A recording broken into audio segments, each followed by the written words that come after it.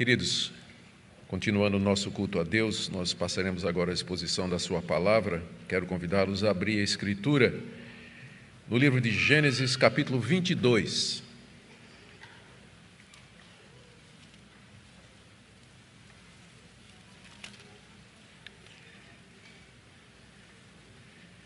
E nós vamos do verso 20 até o capítulo 23, verso 20, todo o capítulo 23. Nós vamos deixar para fazer a leitura à medida que a exposição vai prosseguindo. Nós vamos orar mais uma vez, pedindo que o nosso Deus nos ajude agora na compreensão da sua palavra. Pai querido, pedimos que o Senhor nos guie agora na exposição da palavra, na compreensão dela e no apropriarmos dela para a nossa vida. Nós pedimos ao Pai que Teu Espírito Santo supervisione todo esse momento, como tens estado conosco até agora nesse culto. Pedimos em nome de Jesus. Amém. Queridos, na mensagem anterior, nós vimos aquele momento climático na vida de Abraão, no que diz respeito à sua caminhada com Deus, que foi a entrega do seu filho Isaque como holocausto a Deus. E dessa forma a sua fé foi confirmada e as promessas que Deus tinha feito para ele, quando o chamou lá de onde ele morava, na Mesopotâmia, essas promessas foram ratificadas. E ali, quando Abraão obedece a Deus e entrega seu filho, a sua jornada de fé atinge o ponto máximo. Está confirmado, Abraão de fato é um homem de fé, ele confiava em Deus e as promessas então são ratificadas. A partir daqui, então, Moisés começa a registrar os acontecimentos que, de maneiras diferentes, iriam marcar a transição de Abraão para o seu herdeiro Isaque, até que ele assumisse o seu papel como o descendente, que é o capítulo 25. E são pelo menos 4 eventos que Moisés vai narrar para fazer essa transição. O primeiro deles é o nascimento da futura esposa de Isaque, Rebeca. Depois ele vai narrar a morte de Sara e a compra de um sepulcro, uma sepultura em Canaã. Depois nós temos a jornada do servo de Abraão lá para a Mesopotâmia para trazer Rebeca para casar com Isaque. E, por fim, Abraão separa Isaque dos demais filhos que Abraão teve e morre. E aí encerra-se a vida de Abraão. São, portanto, 4 grandes eventos que marcam essa transição de Abraão para Isaque. Hoje nós ficaremos com o nascimento de Rebeca, a morte de Sara e a compra de uma sepultura, uma caverna por Abraão ali na terra de Canaã. Nós iremos ver cada uma dessas partes distintamente e procurar entender por que é que isso está registrado aqui e o que é que tem a ver conosco nos dias de hoje. Vamos começar com o nascimento de Rebeca, vamos ler do verso 20 até o verso 24 do capítulo 22. Passadas essas coisas, foram dizer a Abraão que Milca também tinha dado à luz filhos a Naor, irmão de Abraão. Uz, o primogênito, Buz, seu irmão, Quemuel, pai de Arã, Quésede, Azo, Pildas, Gidlaf e Betuel. Betuel gerou Rebeca. Milca deu esses 8 filhos a Naor, irmão de Abraão. A concubina de Naor, cujo nome era Reumá, lhe deu também à luz filhos, Teba, Gaã, Taás e Maaca. Aqui nós lemos no verso 20, passadas estas coisas, foram dizer a Abraão, ou seja, algum tempo depois do episódio anterior, essas coisas aqui do verso 20 se refere à entrega de aquele momento em que Abraão entregou seu filho Isaque para ser sacrificado e que foi poupado por Deus e substituído por um cordeiro. Passado algum tempo depois desse episódio, Abraão recebe notícias da sua família. A essa altura, o pai de Abraão já tinha morrido. Ele tinha morrido quando Abraão ainda estava em Mesopotâmia, Tera, o pai de Abraão. E Abraão tinha 2 irmãos, Naor e Arã. E desses 2 irmãos, Arã já tinha morrido também e tinha deixado um filho, Ló, que era sobrinho de Abraão e que passou a viver com ele depois da morte do pai e que veio com Abraão para Canaã, enquanto que o resto da família de Abraão ficou lá na Mesopotâmia. E Ló, nós já vimos, viveu um tempo com Abraão, mas já havia a essa altura se separado dele e ficado lá pelas campinas do Jordão depois da destruição de Sodoma. O que restava da família de Abraão era um irmão chamado Naor, que ainda era vivo, que tinha ficado lá na Mesopotâmia quando Abraão saiu para ir à terra de Canaã e ali peregrinar. E Naor, que era o irmão de Abraão, havia casado com uma sobrinha dele, chamada Milca, como diz aí, como nós lemos no capítulo 11, no verso 29. E agora, após muitos anos de Abraão ter saído da Mesopotâmia, recebe notícias do único irmão vivo. Alguém chegou para Abraão com essas boas notícias, não é? E as boas notícias eram essas, que Milca, a esposa de Naor, tinha dado a ele 8 filhos. Naquele tempo isso era boa notícia, não é?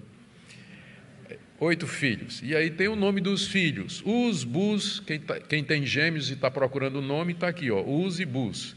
Quemuel, Quized, Azo, Pildá, Gidlaf e Betuel. 8 filhos que Milca deu a Naor, irmão de Abraão. E Naor também teve 4 filhos com uma concubina chamada Reumá, diz aí o verso 24, e o nome deles era Tebagaã, Taaz e Maaca. Uma concubina era uma esposa de segunda classe, que era um costume social, cultural aceitável naquela época, embora era uma transgressão do padrão de Deus, estabelecido na criação. Deus, na sua misericórdia, vinha tolerando a poligamia até o momento em que ele vai deixar claro que o seu padrão sempre foi e sempre será o casamento monogâmico. Isso a partir da vinda do Senhor Jesus Cristo. No Novo Testamento, esse tipo de procedimento já não é mais aceitável de forma nenhuma. Os filhos de Naor com essa concubina chamada Reumá são citados à parte porque eles não teriam o mesmo status dos 8 filhos da esposa principal e também não teriam a mesma parte com relação à herança. As notícias chegam na hora certa para Abraão, mostrando a providência de Deus mais uma vez na vida dele. Elas trouxeram alegria ao patriarca, notícias da sua família, do seu irmão vivo, e isso depois de ele ter quase perdido o seu próprio filho. E Deus, dessa forma, mostrou a Abraão como ele continuava abençoando aqueles que eram próximos dele. E aqui, a razão desse pequeno registro familiar, do verso 20 até o verso 24, é introduzir a pessoa de Rebeca. Rebeca é a única filha mencionada aí, está aí no verso 23. Ela era filha de Betuel, um dos filhos de Naor, e era o filho mais novo de Naor, Betuel. Mais uma vez, fica claro que a linhagem prometida não vem pela primogenitura e nem pelas convenções culturais daquela época, mas pela promessa e pelo poder de Deus. Betuel era o filho mais novo de Naor e Rebeca era uma sobrinha em segundo grau de Isaque. Havia uma diferença de 20 anos entre eles. Mas aqui ela é apresentada por Moisés, já preparando o cenário do capítulo 24, onde nós teremos aquela história conhecida do servo que vai lá na Mesopotâmia, na casa de Naor, que era irmão de Abraão, buscar uma esposa para Isaque. Ela é mencionada aqui já sendo introduzida como a nova matriarca, aquela que vai tomar o lugar de Sara. E não é sem razão, porque o próximo episódio que Moisés narra é a morte de Sara. Mas Deus já estava preparando aquela que tomaria o lugar dela, revelando a sua providência, preparando uma esposa para o herdeiro de Abraão e alguém que haveria de substituir a matriarca Sara.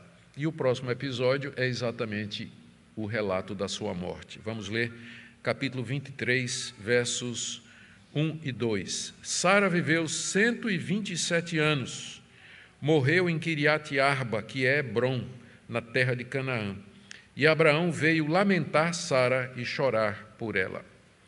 Sara é a única mulher na Bíblia que tem um registro da idade em que ela morreu e o registro da sua sepultura. Ela morreu aos 127 anos, viveu uma vida longa ao lado de Abraão, companheira dele naquela extensa peregrinação em Canaã, que durou mais de 60 anos. E apesar daqueles momentos de fraqueza, como o episódio em que ela oferece a sua serva Agar como concubina a Abraão para, através dela, ter um descendente, apesar dos momentos de fraqueza, a Bíblia olha para Sara como uma mulher de fé, citada inclusive como uma das heroínas da fé em Hebreus capítulo 11, de 11 a 12, que eu leio agora. Pela fé, também a própria Sara, apesar de não poder ter filhos e já ser idosa, recebeu poder para ser mãe, pois considerou fiel aquele que lhe havia feito a promessa. Apesar do episódio com Agar, apesar dela ter rido quando foi dito que ela teria um filho, daí o nome do filho ser Isaque, ela era, no geral, uma mulher de fé. E isso nos ajuda a entender por que é que na Bíblia você encontra, por um lado, a revelação clara e direta dos erros e dos pecados daqueles que, por outro lado, são chamados de amigos de Deus, homens de Deus, mulheres de Deus, pessoas justas e piedosas. É porque aqui nesse mundo não há perfeição. Aqui nesse mundo, os servos de Deus, os homens de fé, as mulheres de fé, tropeçam, fraquejam, têm momentos de dificuldade, momentos de angústia e momentos de dúvida. Nem por isso deixam de ser servos de Deus. Nem por isso deixam de ser servas de Deus, como Sara aqui. Uma mulher de fé, considerada no Novo Testamento como uma mulher de fé que confiou em Deus, mas que teve aqueles momentos que nós vimos em que a sua fé vacilou e ela procurou resolver o problema através de soluções carnais.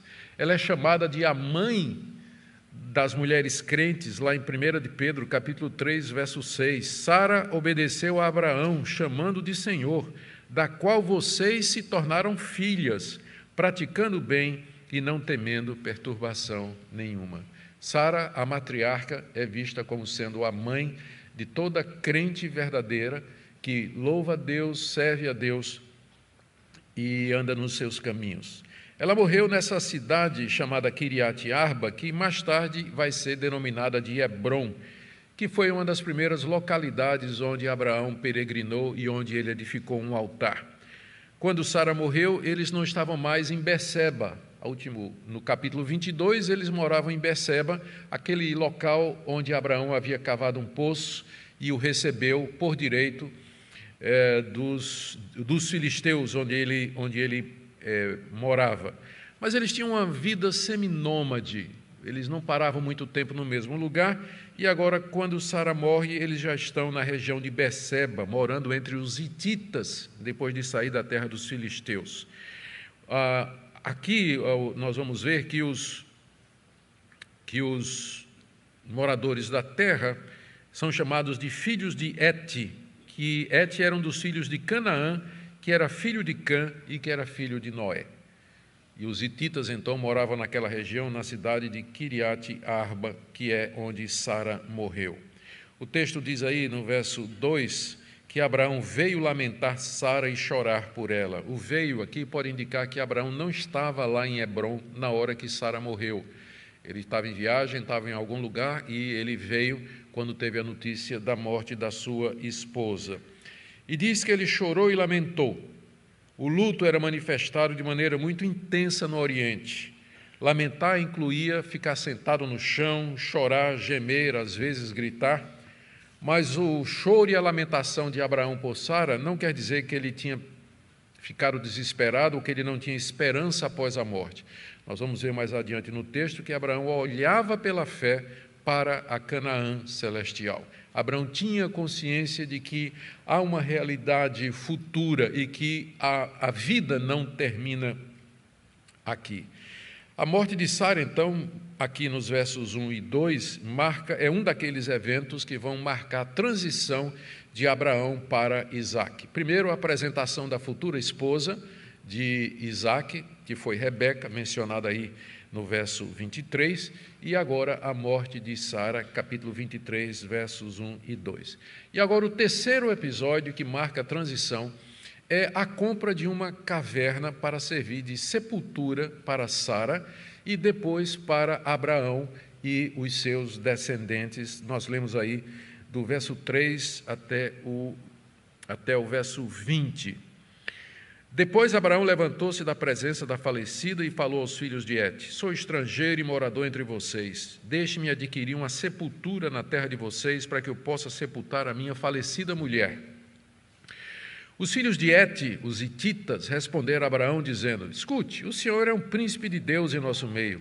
Sepulte a falecida numa de nossas melhores sepulturas. Nenhum de nós se recusará a ceder a sua própria sepultura para que você sepulte a sua falecida.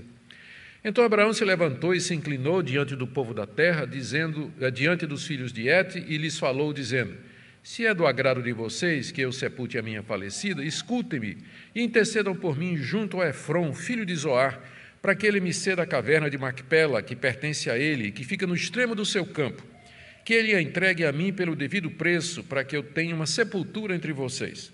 Ora, Efron, o heteu, estava sentado no meio dos filhos de Et. Ele respondeu a Abraão de maneira que pudesse ser ouvido pelos filhos de Et, a saber, por todos os que entravam pelo portão da cidade.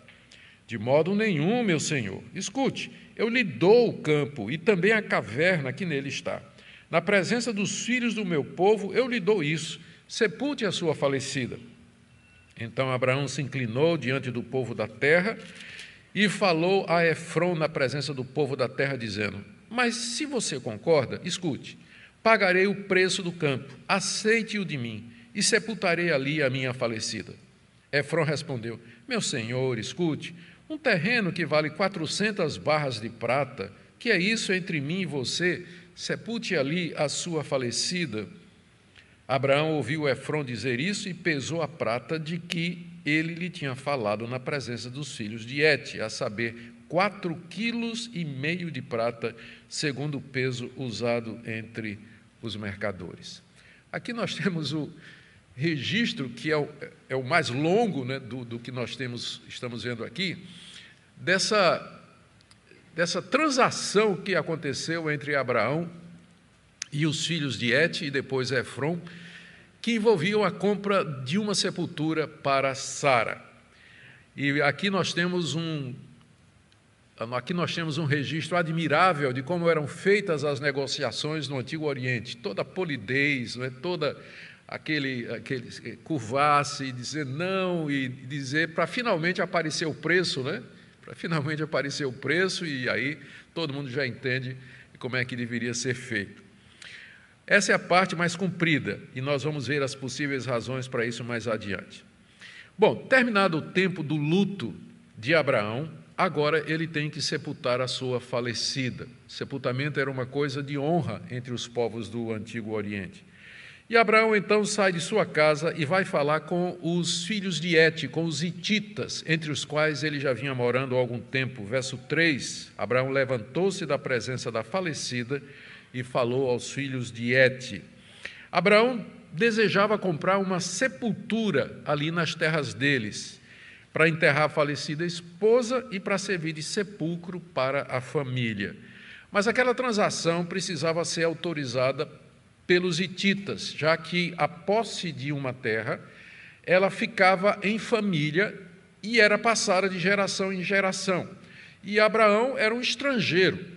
Então, para que ele comprasse aquela propriedade, precisava da autorização dos príncipes e dos líderes dos hititas, porque aquela propriedade que era deles agora passaria a ser de um estrangeiro. Ele então vai falar a eles e apresenta a razão pela qual ele não tinha uma propriedade para isso. Ele diz no verso 24, no 4, ele já começa dizendo: sou estrangeiro e morador entre vocês. Eu sou estrangeiro e morador entre vocês. Eu tenho uma vida nômade, eu sou um estrangeiro residente. Portanto, eu não tenho nenhuma propriedade, eu não tenho um pedaço de terra que seja meu, apesar de que ele já tinha vivido em Canaã mais de 60 anos. E isso mostra a consciência que Abraão tinha de que ele era peregrino na terra. e que Deus o tirou lá da sua terra, em Ur, na terra dos caldeus, lá da Mesopotâmia, e o trouxe para peregrinar em Canaã, a terra que Deus disse, ela vai ser dos seus descendentes, mas você vai peregrinar aqui, você vai ficar andando como nômade de um lugar para outro. E Abraão tinha consciência disso.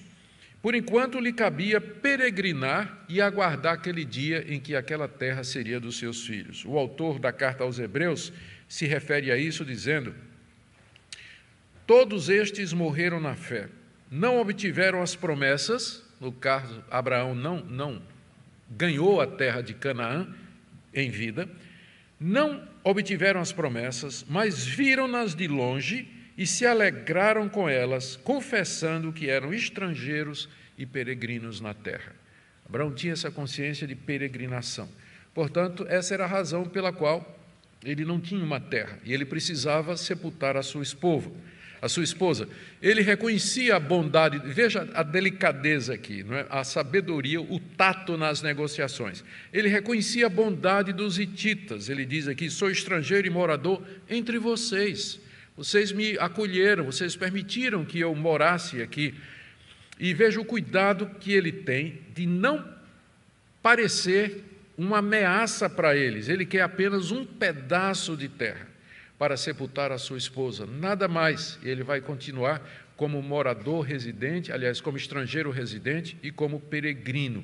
A razão para isso é que Abraão esperava a cidade eterna. Hebreus 11, de 9 a 10. Pela fé, Abraão peregrinou na terra da promessa como em terra alheia, habitando em tendas com Isaque e Jacó, herdeiros com ele da mesma promessa, porque Abraão aguardava a cidade que tem fundamentos, da qual Deus é o arquiteto e construtor. Abraão viveu pela fé todos aqueles anos em Canaã. Ele era rico o suficiente para comprar propriedades, ele era poderoso o suficiente para tomar pela força. Lembrem que Abraão era o patriarca de um clã inteiro, mais de 500 pessoas, provavelmente 600, 700 pessoas. Ele tinha um exército poderoso ao seu serviço, ele poderia ter tomado terra, poderia ter comprado terra, ele era riquíssimo. Mas ele não fez nada disso porque ele sabia que no tempo de Deus aquilo haveria de pertencer aos seus descendentes. Mas agora ele tem uma necessidade e ele vai comprar o único pedaço de terra que ele adquiriu durante a sua vida e vai ser uma sepultura. E vai ser uma caverna onde ele vai poder enterrar a sua esposa. Nós veremos os motivos daqui a pouco.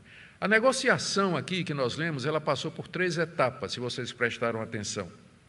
E essa negociação aconteceu na porta da cidade de Hebrom, que era onde as pessoas faziam transações. Os homens se sentavam ali na entrada da porta e ali eles negociavam, faziam tratados, estabeleciam acordos, tendo o povo da cidade como testemunha. E foi para lá que Abraão se dirigiu.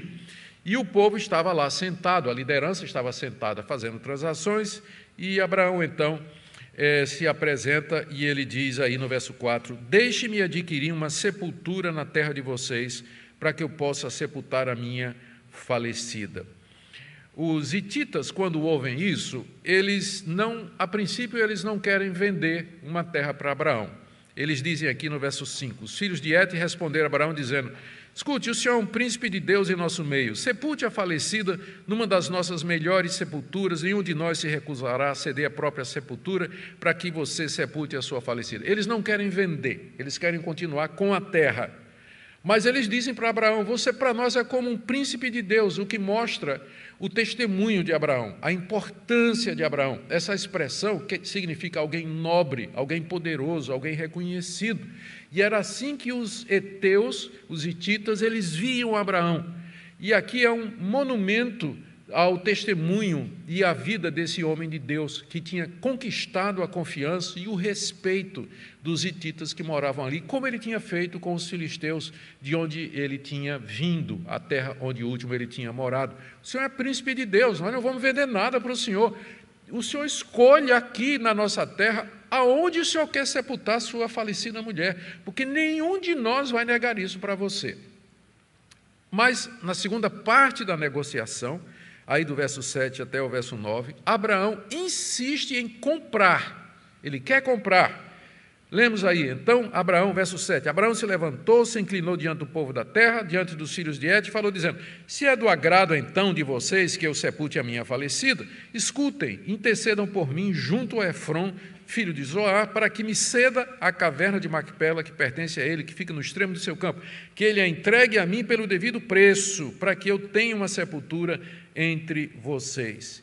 Aqui, Abraão, nessa segunda parte da negociação, Abraão está encorajado pela resposta que eles deram. A resposta foi, você pode sepultar a sua esposa entre nós, só que nós não vamos vender, nós vamos doar a terra. Abraão, animado por isso, porque agora já tem a permissão para sepultar a esposa, ele insiste em comprar, ele não quer receber a terra gratuitamente. Ele se inclina em respeito, aí no verso 7, e ele já tem em mente a terra que ele quer comprar. O que é que ele quer comprar? E aquilo que ele quer comprar é uma caverna, chamada caverna de Macpela, em hebraico significa caverna dupla, ou geminada. Era uma caverna que ficava no limite do campo de um dos hititas, chamado Efron, provavelmente um dos nobres da terra. Ele tinha uma propriedade, e lá no limite dela, já dando para outra propriedade, tinha uma caverna dupla, e Abraão estava de olho ali. Ele queria aquela caverna, queria comprar aquela caverna para ali sepultar Sara, e ali fazer uma espécie de jazigo, onde ele e depois os seus descendentes pudessem também ser sepultados. E aí ele pede que os hititas falem com o dono da terra, para que autorize a transação, intercedam por mim junto a Efron. E eu quero pagar, final do verso 9, o devido preço, e olha por quê? Para que eu tenha uma sepultura entre vocês. Então o alvo dele não era somente enterrar Sara, mas que ali ficasse como sendo o local, o jazigo da família de Abraão. E mais tarde ele vai ser sepultado ali, depois Isaque vai ser sepultado ali, e depois Jacó vai ser sepultado ali. Então ele já olhava para frente, já quer preparar caminho para a nova geração, pagando o devido preço. Aí na terceira etapa da negociação, já é Abraão falando com o dono da terra. O dono da terra estava ali no meio e ele ouviu tudo isso e ele mesmo toma iniciativa. Verso 10. Ora, Efron, o heteu, estava sentado no meio dos filhos de Et. Ele respondeu a Abraão de maneira que pudesse ser ouvido pelos filhos de Et, a saber, por todos os que entravam pelo portão da cidade. De modo nenhum, meu senhor, escute, eu lhe dou o campo e também a caverna. Já mudou, não é? Abraão só queria a caverna, mas agora Efron está dizendo, eu vou lhe dar o campo e a caverna. Mais do que você tinha pedido. Na presença dos filhos de meu povo eu lhe dou isso, sepulte a sua falecida. Efron, quando ouve a demanda de Abraão, ele se levanta, não espera nem os demais falar, e eles dizem, mas de maneira nenhuma. Não é? Claro, não tem dificuldade. É a caverna que o senhor quer? Eu lhe dou não somente a caverna, eu lhe dou o campo também que está ao redor da caverna. O senhor vai ficar com isso aí tudo. Não era o que Abraão queria, não é? Ele queria a caverna. Mas agora Efron, né, como negociante, você sabe como é negociante, né? Todo mundo já entrou para negociar numa loja e alguém tenta lhe vender, depois que você compra o que você quer, ele vai tentar vender mais alguma coisa para você. E Efron aqui diz, não, só a caverna, por quê? Não, o campo também, eu lhe dou tudo isso. Abraão, conhecendo os costumes e sabendo como é que se faz a negociação ali no Oriente, ele mais uma vez, no verso 12, se inclina diante do povo da terra e ele diz para Efron, mas, tá bom, eu não pedi o campo não, mas se você concorda, escute, eu pago o preço do campo, aceite-o de mim e sepultarei ali a minha falecida. Abraão disse, está bem, não tem problema, eu vou pagar o campo, me diga o preço do campo que eu vou comprar o campo e com ele a caverna. Efron respondeu, verso 15, meu senhor, escute, um terreno que vale 400 barras de prata, que é isso entre mim e você? Sepulte ali a sua falecida, nós somos amigos, você paga se quiser, né? Vale 400 barras de prata, né? Mas você não precisa pagar. Ou um dia, quando o senhor quiser pagar, o senhor paga. O que é isso entre amigos? Né? Entre mim e você, nós não vamos brigar por conta de 4,5 kg de prata, né? Nós não vamos brigar por conta disso. É o típico negociante oriental, né? está conversando e vai. E aí quem trabalha com comércio já vai aprendendo aqui as técnicas, né? Como é que você vai comprar uma caverna e acaba comprando um campo, né? E Abraão, então, verso 16, quando ele ouve dizer o preço, que era nisso que Abraão queria chegar, não é? Quanto é que realmente Efron queria? Quando ele ouve o preço, ele pesa a prata, as 400 barras de prata, na presença do filho, dos filhos de Et, a saber, 4,5 kg de prata. Então eram barras, não era barra grande, né? Eram as barras pequenininhas, que dá, segundo o peso usado entre os mercadores, final do verso 16, dá 4,5 kg. E ele pesou ali na frente do povo que estava na entrada da cidade, na porta. Era assim que se fazia as transações, e é assim que ele fez isso. E Abraão agora é o dono do campo.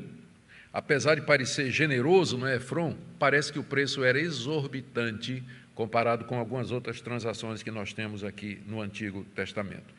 Abraão paga o preço e a propriedade, então, é transferida e passa a ser de Abraão, versos 17 a 20. Assim, o campo de Efron, que estava em Macpela, em frente de Manre, o campo, a caverna, todo o arvoredo que nele havia e todo o terreno ao redor, passaram a ser propriedade de Abraão na presença dos filhos de Et, a saber, de todos os que entravam pelo portão da cidade. O que você tem aqui é a descrição de uma escritura.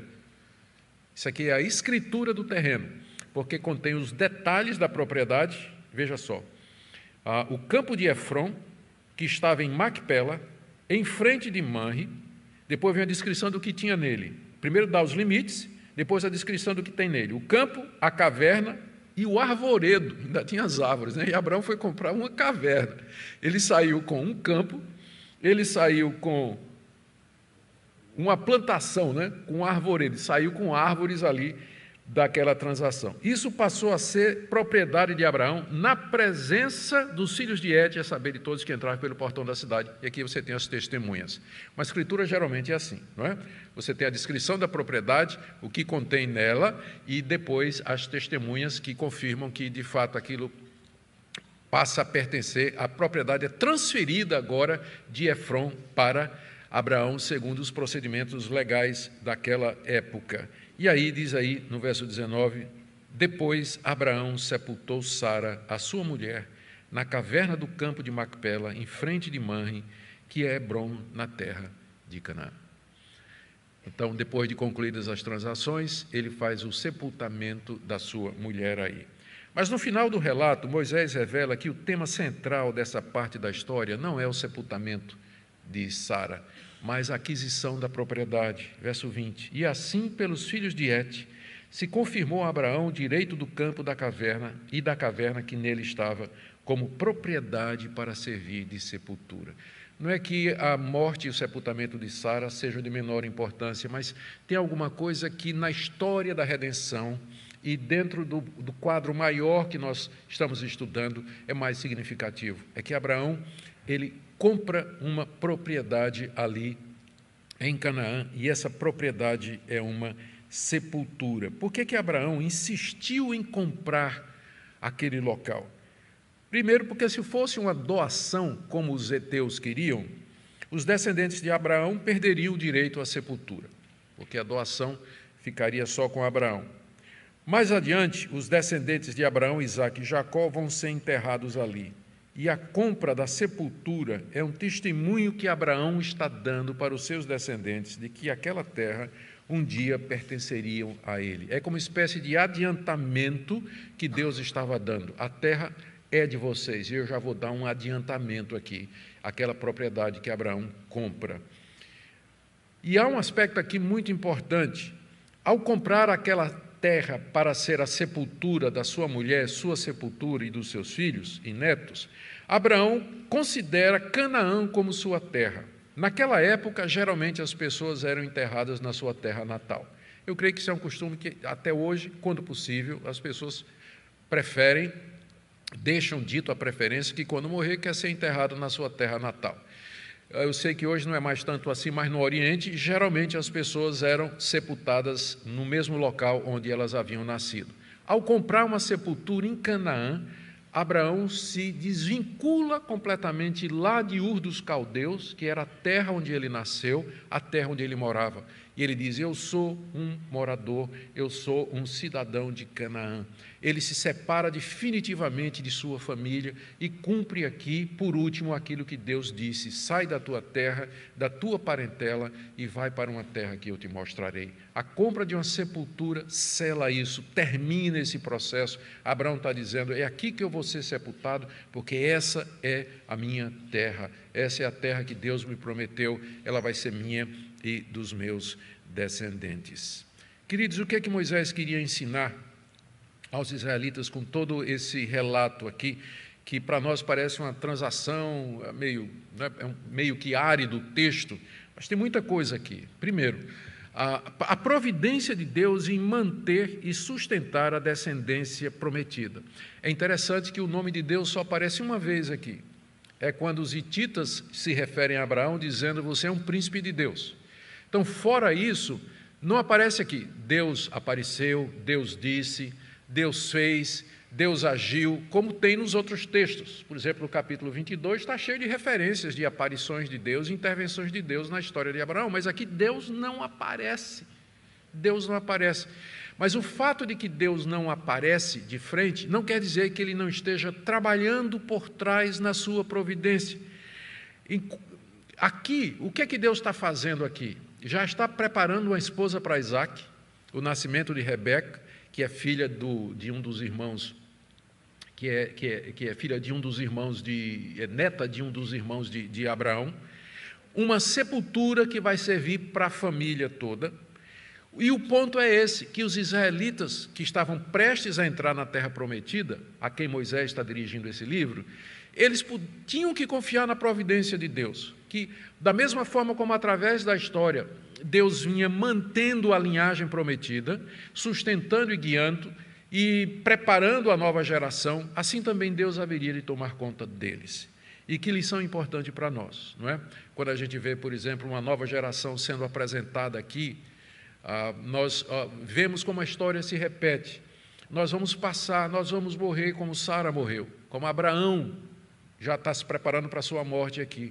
Mas já vem uma nova geração atrás de nós. Os nossos filhos estão vindo, os jovens estão chegando, e nós precisamos entender isso, que todos nós vamos passar, que nós não somos os primeiros e não somos os últimos. Mas Deus tem um povo, e sempre teve um povo, e esse povo se renova a cada geração, e Deus sempre terá uma igreja para o louvor da sua glória aqui nesse mundo. A segunda lição aqui, que eu penso que Moisés quer ensinar aos israelitas, é que a descendência que Deus tinha prometido, ela não veio através de artifícios humanos ou convenções culturais. Eu já mencionei o fato interessantíssimo de que dos 8 filhos de Naor, Betuel era o mais novo, e aquela que viria a ser a matriarca e da linhagem do descendente messiânico nasceu do filho mais moço, e não do mais velho, como se pensaria, que tinha o direito de primogenitura.